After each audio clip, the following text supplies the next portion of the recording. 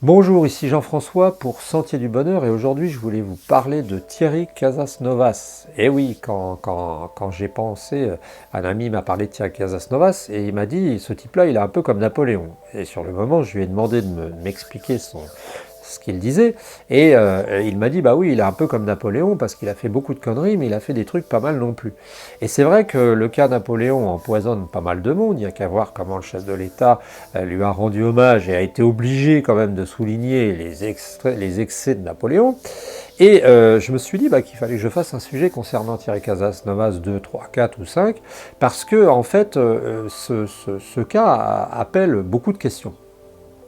Et en fait, Thierry Casasnovas, eh bien, c'est un personnage public. Hein, c'est une personne qui qui a assuré une situation publique. Hein, et donc, à ce titre, cette personne, Thierry Casasnovas, peut subir dirons-nous, le bilan des gens qui le regardent, peut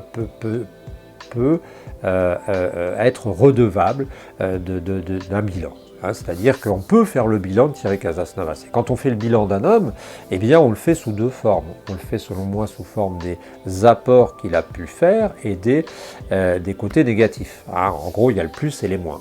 Et je vais essayer avec vous de voir ce que on peut ou reprocher ou ce qu'on peut tenir au crédit de Thierry Casasnovas, puisque c'est important quand même. Alors, l'homme Thierry Casasnovas, on lui reproche beaucoup de choses en ce moment, puisqu'il a été quand même bien attaqué. Et la première des choses qu'on lui reproche, c'est finalement de ne pas être honnête. Hein. Je pense que dans notre inconscient collectif, chez les Français, plus peut-être qu'aux États-Unis, quand on touche à l'argent et quand on a la réputation de ne pas être honnête, on est fini. Donc Thierry Casasnovas, on lui reproche de ne pas avoir été honnête. Il l'a dit lui-même à une époque, il a volé. Hein, il a expliqué de son histoire de pain. Il a dit qu'il donnait son pain, mais qu'il volait les gens quand il allait chez eux, je ne sais pas très bien. Donc apparemment, et ça je l'ai entendu quand même, et dans ce que dit la Tranchombier, il aurait à des moments volé certaines choses, mais bon, il l'a dit, il aurait volé certaines choses, et ce serait quelque chose qui serait révolu, puisque c'est du passé. Hein. Son pain, au passage, il ne le donnait pas, il disait aux gens, vous donnez le prix que vous voulez. Et donc, la malhonnêteté, c'est quelque chose d'important. On lui reproche d'être manipulateur, mais moi-même, quand je suis en train de vous parler et que j'aborde ce sujet, la chaîne est faite pour rendre service, pour vraiment avancer, pour essayer de faire qu'on avance tous ensemble, mais je suis quand même en train de manipuler aussi les gens en disant abonnez-vous. Hein. Donc il est manipulateur, il a été voleur, il a volé à des époques, et puis on lui reproche, aussi ce problème avec entre autres le cancer, ce problème d'avoir donné des illusions aux gens.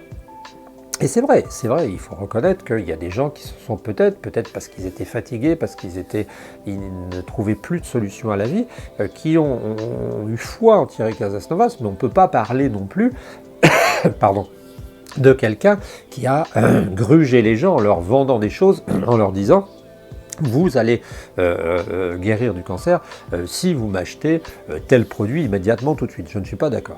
Donc il avait pris ses précautions, il avait bien dit que ce qu'il faisait, ça n'était pas de la prescription médicale.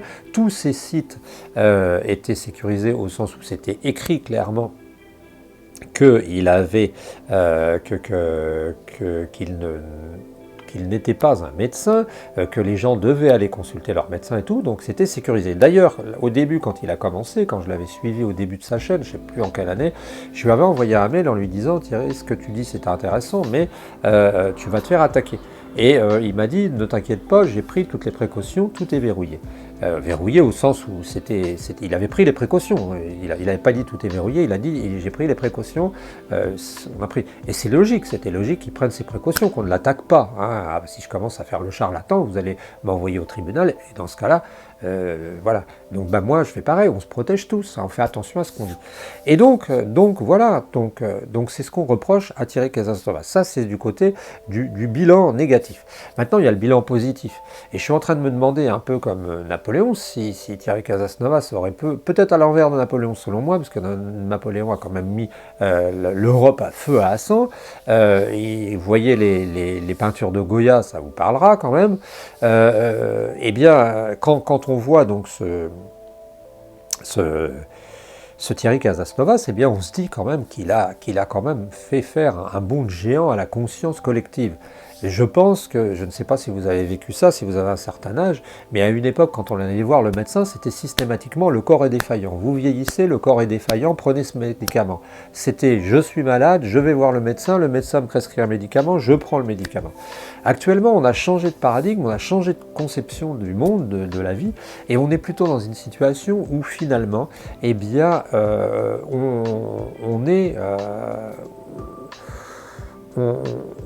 quand on va chez le médecin, on part quand même du principe que le corps n'est pas mal fait, hein, qu'il a plusieurs millions d'années d'évolution, et qu'il est pas mal fait que ce corps, qu'il est quand même somptueux, comme diraient certains même. Le problème de Thierry Casasnovas, le problème d'Irène Grosjean et de certains autres, c'est peut-être de croire que quoi qu'il arrive, tout va se résoudre. Et ça, c'est peut-être une erreur, parce que quand on est adepte de Thierry Casasnovas, si on peut le dire, même si ça n'est pas une secte, hein, ça n'est pas un gourou au sens propre, eh bien, il est vrai qu'on a tendance à imaginer que presque qu'on est immortel, puisque finalement, le corps est tellement bien fait que tout va toujours fonctionner, même si on sait bien qu'on va vers la fin. Et deuxième chose, on a tendance à imaginer que même si on a des maladies qu'on pourrait qualifier qu'on a eu à la naissance, hein, des maladies, eh bien on a l'impression qu'on peut corriger tout ça tout le temps. Donc là, c'est vrai qu'il y a l'épaisseur du trait qui a été rabotée. Mais à côté de ça, je pense que l'immense mérite de Thierry Casasnovas, ça a tout de même été de nous sensibiliser, de nous faire comprendre que, bien entendu, comme un hygiéniste qu'il est, nous avons une responsabilité dans le fonctionnement de notre corps et que notre corps est aussi une machine qui réagit et qui cherche avant tout à aller mieux plutôt que d'aller mal. Voilà, c'était une petite réflexion sur ce Thierry Casasnovas Napoléon, hein, ce Thierry Casasnovas sur lequel on a tapé il y a quelque temps, et ça appelle aussi des problèmes, parce qu'il a été victime quand même de ce que j'appellerais, pour ainsi dire, un lynchage médiatique, même si j'ai défendu la position de la Tronchambier qui consistait quand même à faire preuve d'une certaine rigueur presque scientifique et à essayer de rétablir certaines choses sur le modèle des sceptiques du Québec dont je disais qu'il aurait été bien qu'il y ait un équivalent d'association en France. Elle est plus ou moins trouvée peut-être tout le monde n'est pas d'accord avec la Tronchambier. Et puis, pour ce que j'en ai vu sur YouTube, parce que certains disent qu'ils auraient des propos haineux sur d'autres médias. Mais ça, je ne me prononce pas. Voilà. Et puis la dernière chose que je voulais dire, c'est qu'il faut peut-être se poser la question de pourquoi Thierry Casasnovas a été attaqué. Alors si je parle tant de Thierry Casasnovas, c'est parce que je pense que c'est important, parce que c'est quand même notre santé, c'est quand même quelqu'un qui a plus de 500 000 personnes qui l'ont suivi, qui le suivent, et que c'est pas anodin. Je pense que si on s'est attaqué à lui, c'est parce qu'il était emblématique d'un mouvement, c'est parce qu'on ne s'attaque pas à Irène Grosjean, on ne s'attaque pas à d'autres, on ne s'attaque pas aux choux braves, on ne s'attaque pas, mais on s'attaque moins à Pierre Rabhi, mais c'était quelqu'un qui était emblématique d'un certain mouvement. Alors certains vous diront que ce sont simplement les lobbies médicaux qui ont poussé à droite à gauche les lobbies des médicaments. Moi je dirais que c'est peut-être pas si simple que ça en a l'air. Mais en tout cas, tout ce que je peux dire, c'est que Thierry Casasnovas a sans doute été victime d'un lynchage médiatique, ça c'est presque certain. Tous les médias s'y sont mis, ont bouffé du Casasnovas. C'était un gourou en plus, ça tombait bien, parce que c'était un gourou on a dit qu'il avait pour ainsi dire une secte. Or une secte, ça répond à certaines caractéristiques. Je ne pense pas qu'on soit dans une secte. Il y avait des dérives sectaires, nous a-t-on dit, et même la fameuse Mini-Nuld, ou je ne sais plus quelle association quel organisme qui est chargé de repérer les dérives sectaires ne repère que des dérives sectaires.